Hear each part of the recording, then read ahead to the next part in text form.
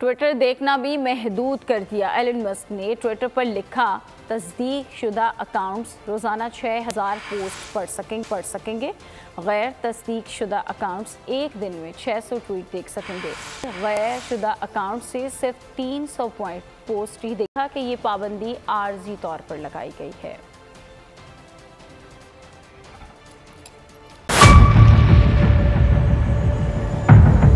बड़ी ईद की खुशियों में बोल ने दिया अपने अवाम का साथ। पाकिस्तान को बदलें बोल के साथ। अवामी शिकायत पर बोल ने उठाई आवाज।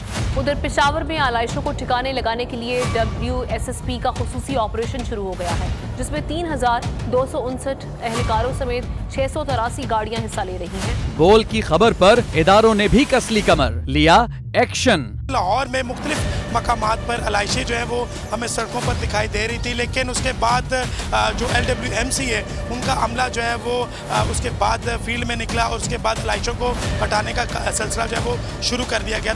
क्योंकि बोल है पाकिस्तान का नंबर 1 न्यूज चैनल। सब्सक्राइब करें और बेल दबाएं ताकि कोई खबर रह न जाए।